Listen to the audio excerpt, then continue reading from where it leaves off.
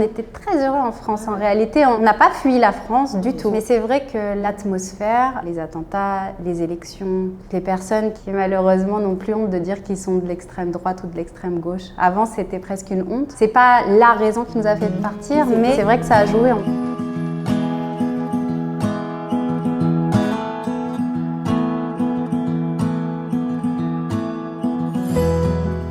Lynn Seban, bonjour. Bonjour. On est ravis d'être avec vous aujourd'hui. Vous êtes en Israël depuis 4 ans, alors que c'était pas tellement évident pour vous d'arriver dans cette ville de Beersheva, alors que vous viviez dans le 17e, vous aviez une vie très confortable. Qu'est-ce qui vous a pris? C'est vrai qu'on avait une vie très confortable en France, mais mon mari il a fait un voyage avec le Keren Hayesod. Et il a découvert Beersheva. Dans quel cadre ce voyage? C'est dans le cadre de découverte d'Israël et aussi des projets du Keren Hayesod. Et en fait, il y avait un projet d'amener beaucoup de Français dans le sud à ce moment-là aussi. Dans le sud du pays. Et donc, il a découvert Beersheva et quand il est revenu, il m'a dit « Écoute, on va faire notre alia et ce sera à Beersheva. » Alors, vous avez dû être un peu surprise. Un peu, oui. Surtout que vous aviez déjà fait une première alia, un petit peu après vos 3 premières années d'études à Jérusalem. Oui, j'avais fait un Ulpan, l'Ulpan Etzion à Jérusalem. C'était une très riche expérience. Mais vous n'êtes pas restée? Non. J'avais fait l'Ulpan et ensuite j'ai fait une expérience très intéressante. J'avais été volontaire au Magen David Adom. C'était mon rêve d'aller là-bas. Très très intéressant, mais je voulais continuer des études et j'avais plusieurs possibilités, soit en Israël, soit en France. Et j'ai fait le choix de retourner en France parce que ça me paraissait déjà un peu plus facile. Mais c'était pas la ville où mes parents étaient, donc c'était quand même un peu une alia. Vous avez quitté Lyon pour Paris? Voilà, à ce moment-là, pour continuer mes études. Vous avez fait quoi? Un doctorat, je crois? Oui, j'ai fait master et doctorat en recherche clinique ophtalmologie. À l'époque où votre mari fait ce voyage au Keren Hayesod, où Israël c'est un peu loin derrière, vous ne pensiez pas y retourner, malgré le changement de la société française que vous perceviez quand même? Oui, c'est vrai qu'on se posait quand même des questions sur notre avenir en France, l'avenir de nos enfants, et on se posait quand même des questions sur notre avenir, et on avait ce projet. Ce projet de dire un jour on retournera en Israël? Voilà, mais pour moi c'était un peu plus lointain réellement. Alors qu'est-ce qui fait qu'un jour vous avez mis une date, à part cet engouement qu'il a eu pour la ville de Beersheva, un jour on décide, on dit on va mettre une deadline? Oui, il m'a proposé cette ville de Beersheva. Donc, quand on a eu l'occasion d'aller à un événement familial, une bar mitzvah en Israël, on en a profité pour aller faire un voyage d'études à Beersheva, pour voir comment c'était cette ville. Vous ne connaissiez pas Beersheva? Moi, je ne connaissais pas du tout, je connaissais des gens qui étaient allés. Puis j'imagine que dans votre entourage proche, ceux qui partaient vivre en Israël, personne n'allait à Beersheva. Personne, non, vraiment.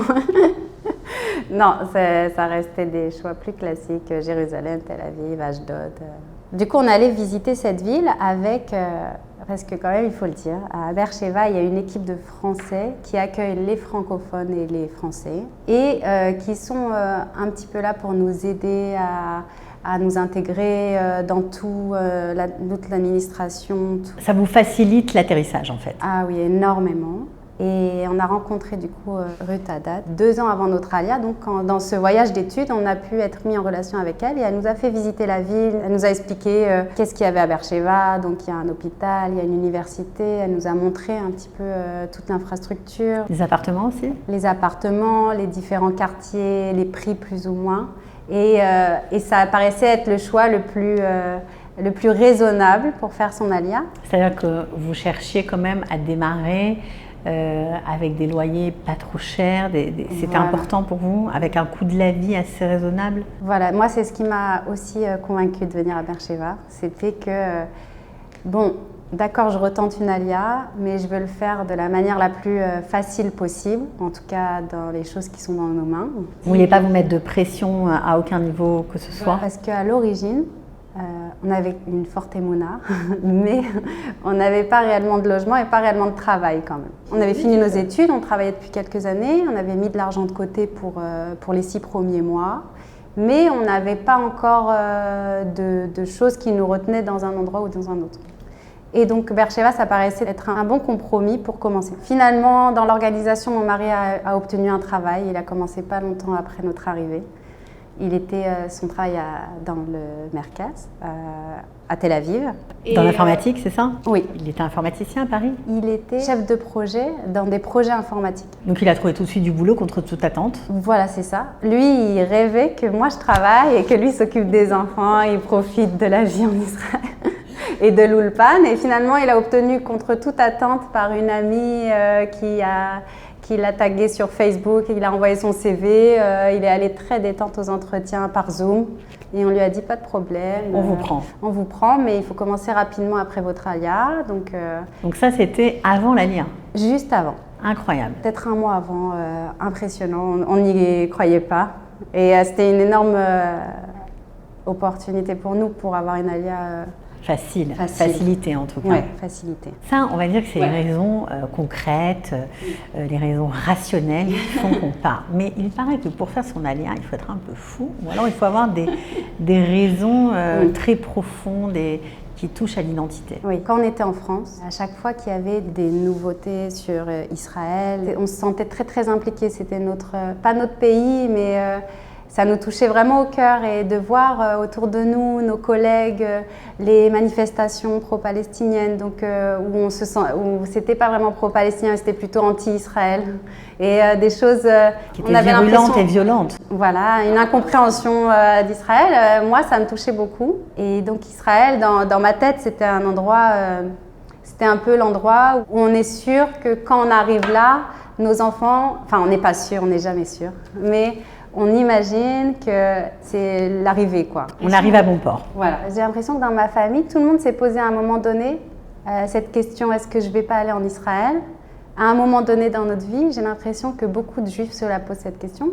Et je me la suis posée aussi. Et du coup, j'ai l'impression que quand on est en Israël, les vrais Israéliens qui naissent ici, alors c'est sûr qu'ils voyagent, mais ils ne se posent pas la question, c'est sûr qu'ils reviendront dans leur tête en tout cas. La maison, c'est ici. C'était la direction que vous vouliez donner à vos enfants?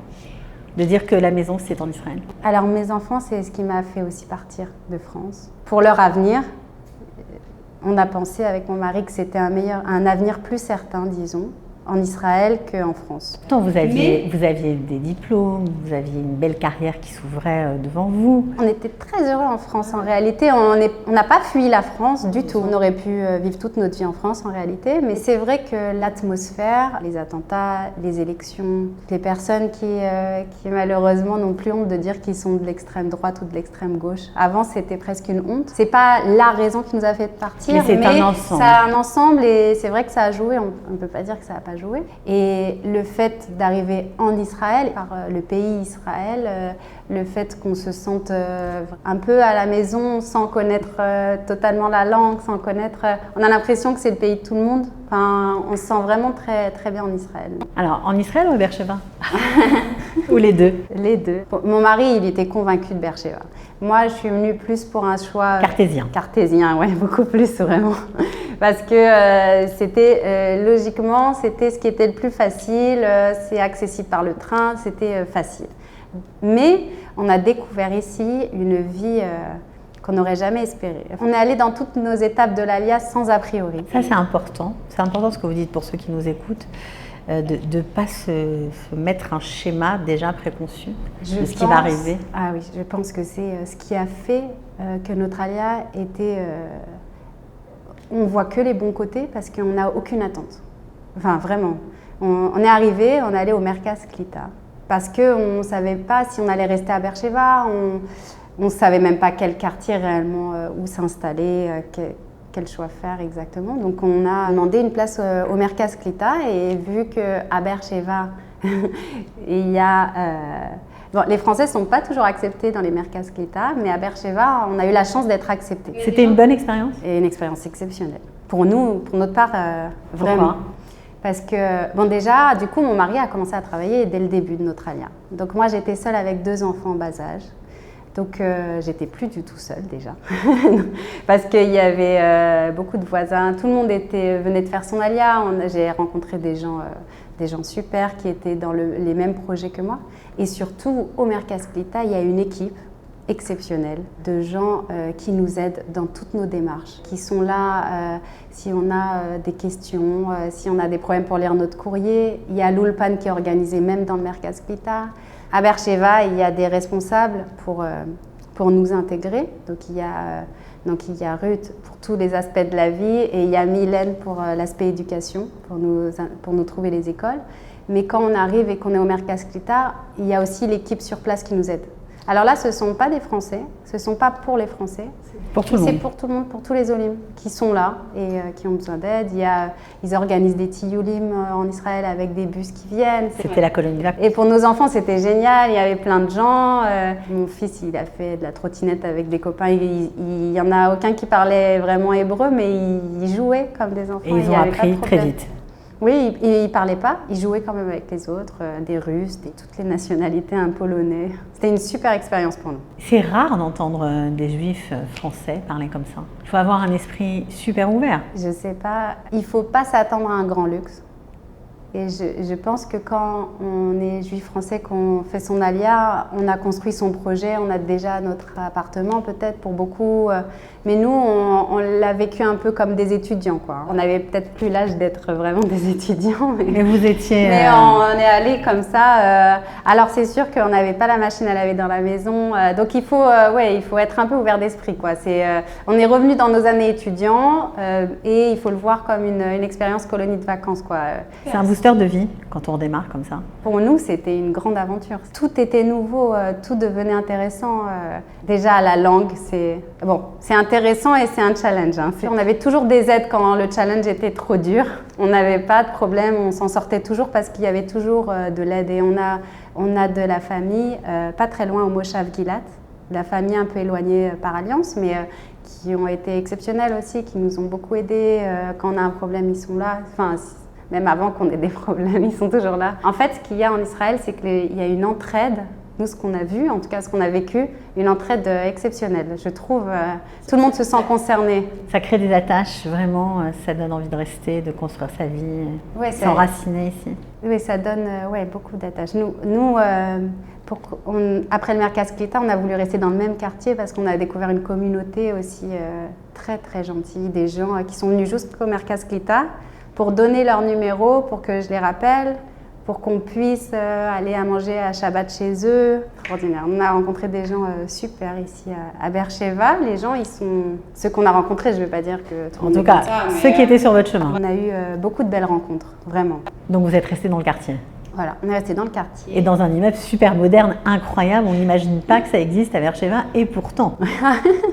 Ils en construisent plein des tours maintenant à Beersheva. C'est beaucoup de projets nouveaux à Beersheva maintenant. Ils ont fait un lac artificiel, ils font plein de projets avec des nouveaux bâtiments. Alors ils ne rénovent pas forcément tout ce qui est ancien pour l'instant, mais je pense que c'est dans le projet plus tard. On a parlé de la carrière de votre mari qui a démarré tout de suite. Donc tu as eu un troisième enfant. J'ai eu un troisième enfant ici. Mais tu as travaillé quand même. Oui. Alors ça aussi, c'est une belle rencontre et c'est important de le saluer parce que c'est un Olé Khadash qui t'a tendu la main. Oui, la première start-up dans laquelle j'ai travaillé, c'était avec David Smadja. Il créait une start-up dans le domaine ophtalmologique pour créer un outil, une application pour les ophtalmologistes pour faire des diagnostics avec de l'intelligence artificielle. Et donc, il m'a prise dans l'aventure. Ça, c'était un cadeau aussi. Ça, c'était un vrai cadeau. En plus, c'était pendant le Corona. Pendant le Corona, j'ai travaillé de la maison parce que l'équipe de recherche était en France. J'ai énormément appris, j'étais à la maison. C'est ce qui m'a un peu sauvée aussi du Corona. J'ai pu réfléchir, j'ai pu faire des choses. Tu étais enceinte, tu travaillais dans une start-up et de la maison. Voilà. Le bonheur, avec un francophone. Exactement. Bon, alors après, tu as changé de direction. Ça qui est aussi intéressant, c'est que malgré tout ton background, tu as décidé de te, on va dire, spécialiser encore et d'apprendre de nouvelles choses. Oui. C'est Israël qui t'a donné envie de faire ça? Oui. En fait, avant l'aventure de David Smadja, je ne savais pas exactement quel métier je pourrais faire en Israël. Je n'arrivais pas vraiment à trouver ma place. Et comme j'avais appris beaucoup de statistiques dans ma recherche clinique, mais avec des petits échantillons, je me suis dit que ce serait intéressant d'avoir un aspect plus technique et d'apprendre les statistiques avec des big data, tout ce qui est un peu dans l'air du temps. Alors j'ai fait une formation d'1 an comme ça à l'université de Beersheva, Ben Gurion. C'était une formation en data science. C'était intéressant d'aller à l'université avec des Israéliens, de découvrir ce monde étudiantin que tu connaissais pas vraiment ici. Oui, alors c'était un programme dans l'université, donc j'ai côtoyé un peu l'université, mais le programme il était privé un peu de Yandex là-bas. Et oui, c'était très intéressant parce que moi c'était un rêve ça en réalité. Le campus, ça me fait penser au campus aux États-Unis. Faire une petite formation ici, c'était d'aller en plus à l'université toutes les semaines. C'était très motivant pour moi, vraiment. Mais par contre, c'était une formation très dure. T'as dû cravacher. Ouais, c'était un niveau qui était trop dur pour moi. Mais ce domaine-là, j'ai appris beaucoup. J'ai appris à coder, j'ai appris beaucoup de mathématiques, j'ai appris énormément de choses. Les nouveaux machine learning, comment ça marche. Donc beaucoup de principes, j'ai fait beaucoup d'exercices, il y avait des devoirs à rendre. Bon, j'ai survécu. C'était très intéressant. Mais c'est ce qui m'a ouvert ces portes-là pour faire product manager ensuite. Ce qui m'a permis de rentrer dans cette aventure d'Icelit avec David Smadja parce que quand on est product manager, on parle aux développeurs, on comprend mieux ce qu'ils font. Et puis c'était une application d'intelligence artificielle, donc c'était parfait. J'avais appris un peu ce qu'il fallait. Alors après, tu as terminé cette aventure. Voilà, j'ai terminé cette aventure et j'ai eu la chance de trouver un travail à Beersheva, une start-up dans le domaine des médias. BigVu, ça s'appelle BigVu, et c'est une application qui permet de faire des vidéos un peu professionnelles avec un téléprompteur. On peut rajouter un logo, on peut rajouter une business card à l'intérieur, on peut partager sa vidéo. C'est très intéressant pour les business. Après, ils peuvent voir les analytics, des choses intéressantes pour savoir s'ils ont des vues. Comment cette très belle occasion est arrivée jusqu'à toi? Trouver un travail à Beersheva, en bas de chez toi, je crois en plus. Eh bien, LinkedIn. J'ai cherché des opportunités sur LinkedIn et j'ai trouvé cette start-up ici. Et il se trouve que le chef de la start-up est français. Et donc, peut-être par curiosité, il m'a reçu en entretien. Et finalement, il t'a gardé. Et ça s'est très bien passé, et donc il m'a gardée. Et donc je suis ravie, j'apprends tous les jours beaucoup de choses. Je suis vraiment ravie. J'ai un peu une vie de province avec tout ce qui est juif qu'on peut avoir dans notre quotidien. Donc c'est pour nous le rêve. Et c'est notre opportunité de rester à Beersheva aussi. Est-ce que vous y tenez en fait? Oui, non, vraiment, on a trouvé tout ce qu'il fallait. On a une communauté très sympa, on a des amis. On peut dire que c'est des amis maintenant. Depuis quelques années, on les fréquente. C'est des vrais Israéliens. Et il y a aussi des francophones dans notre quotidien. Et on a trouvé surtout les bonnes écoles qui nous correspondent bien pour nos enfants. On sait, si on reste dans la région, on sait ce qu'ils vont faire, on sait comment ça va se passer, et on connaît des enfants qui sortent de ces écoles, on connaît leur famille, on sait... on est convaincus, rassurés de ce qui peut se passer. Et convaincus, ouais. Ouais, c'est beau. On est très contents de ce qui peut se passer ici si on reste ici en réalité. Voilà. Vraiment, on a trouvé tout ce qui nous correspond un peu. Comment tu résumerais en quelques mots ces 4 années qui sont passées à la vitesse de l'éclair? Ça passe très vite. Je les résumerais, franchement, une belle aventure, sincèrement. Chaque jour, c'est beaucoup de challenges, c'est beaucoup... Mais quand on se réveille en Israël, j'ai l'impression qu'on a plus d'énergie que quand on est en France, enfin pour ma part. Alors on doit prendre tout en main, on doit aller de l'avant, on doit trouver les moyens d'y arriver. Si ça marche pas comme ça, il faut se réinventer, il faut peut-être faire autre chose, faut être très ouvert d'esprit. Je pense qu'il ne faut pas avoir d'attente précise, il faut être très ouvert et vraiment... prendre chaque rencontre comme une sorte de cadeau, de voir chaque rencontre amène beaucoup de belles choses en réalité. Nous, ça s'est passé comme ça. À chaque fois qu'on a rencontré, ça nous a donné d'autres opportunités, ça nous a ouvert des portes, ça nous a ouvert des horizons aussi. Donc une belle aventure. De cette belle aventure, est-ce que tu as un moment précis que tu n'oublieras jamais? Déjà, on a eu un bébé. Notre bébé de l'Alia. Les soins en Israël sont très bien et il y a la petite touche israélienne, c'est qu'ils nous ont offert des glaces pendant la salle d'accouchement. Bon, c'était le corona et tout, mais c'était un énorme cadeau. Est-ce que tu le souhaites à d'autres? Oui, c'est vrai qu'il faut un petit peu d'inconscience pour faire son Alia. Je leur souhaite de vivre cette aventure au jour le jour, mais pas se faire un schéma de ce qui va se passer en ayant des attentes trop précises. et de toujours se réinventer. Voilà. Et dans ce cas-là, ça peut être qu'une belle aventure et dans ce cas-là, je le souhaite à tout le monde. Merci beaucoup. Merci.